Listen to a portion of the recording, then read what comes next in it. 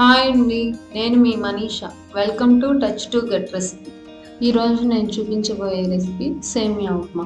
సేమియా ఉప్మాని పొడి పొడిగా చాలా టేస్టీగా ఎలా తయారు చేసుకోవాలో చూపించబోతున్నాను. ఒక ప్యాన్ పెట్టుకొని ఒక కప్పు సేమియాని తీసుకొని లో ఫ్లేమ్లో 5 నిమిషాల పాటు కలర్ మారేంత వరకు వేయించుకోవాలి.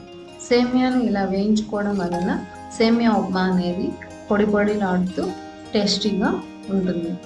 ఇలా సేమియాను లైట్ బ్రౌన్ కలర్ వచ్చేంత వరకు వేయించుకొని ఒక బౌల్లో తీసి పెట్టుకోవాలి. ఇక్కడ నేను 4 పచ్చిమిర్చి, ఒక ఆనియన్, కరివేపాకు, 1 టేబుల్ స్పూన్ అల్లం వెల్లుల్లి పేస్ట్, 1 టమోటా, కొన్ని వేరుశనగ పప్పులని తీసుకున్నాను.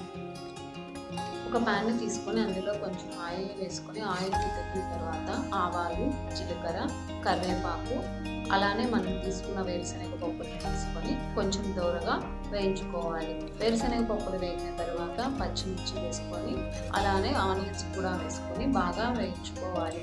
ఆనియన్స్ బాగా వేగిన తర్వాత మనం తీసుకున్న అల్లం వెల్లుల్లి పేస్ట్ కూడా వేసుకొని ఒకసారి బాగా కలిపెట్టుకోవాలి.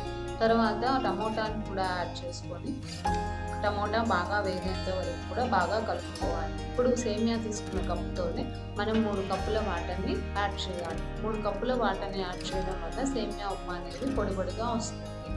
ఇలా వాటర్ని యాడ్ చేసిన తర్వాత ఒకసారి కూడా మరలా బాగా కలిపెట్టుకోవాలి. తర్వాత మూత పెట్టి హై ఫ్లేమ్లో 2 నిమిషాల పాటు బాగా ఉడికించుకోవాలి. ఇప్పుడు మూత తీసి చూస్తే వాటర్ చూసారు కదండి, కొంచెం ఉడికింది. సో మరలా ఒకసారి కలిపెట్టుకొని మనం తీసుకున్న సేమియాని అందులో వేసి బాగా మిక్స్ చేసుకోవాలి.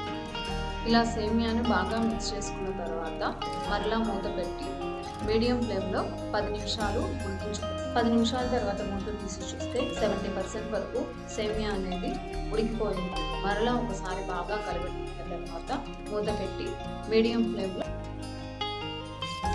బాగా ఉడకబెట్టుకోవాలి. ఉడకబెట్టుకున్న తర్వాత ఒకసారి బాగా కలుపుకోవాలి. కలుపుకున్న తర్వాత మనకి ఎంతో రుచికరమైన సేమియా ఉప్మా అనేది రెడీ అయిపోయింది. చూసారు కదా, సేమియా ఉప్మా అనేది పొడి పొడిలాడుతూ ఎంతో రుచిగా ఉంటుంది. మీరు కూడా తయారు చేసి ఎలా ఉందో నాకు చెప్పండి. నా వీడియో మీకు నచ్చినట్లయితే లైక్ చేయండి, షేర్ చేయండి, సబ్స్క్రైబ్ చేయండి.